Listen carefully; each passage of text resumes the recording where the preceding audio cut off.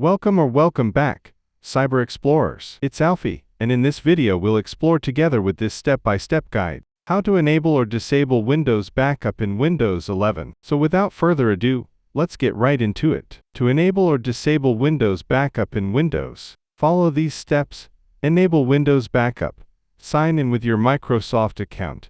This is required for Windows Backup to work. Right-click the Start menu and click on Settings, or press the Windows key, +I to open Settings. Navigate to Accounts, then Windows Backup. Under Remember My Apps and Preferences, toggle the options to enable backup for apps, passwords, and other settings. Alternatively, you can access the Windows Backup app directly by typing Windows Backup into the search bar and selecting it from the results. This app provides a centralized interface for managing your backup preferences, including files, apps, settings, and credentials. To back up files to OneDrive, ensure that OneDrive folder syncing is set up and enabled. Disable Windows Backup. Open Settings. Go to Accounts. Then Windows Backup. Toggle off the options under Remember My Apps and Preferences to stop backing up apps, passwords, and other settings. And that's it for today. If you found this video helpful, please give it a thumbs up,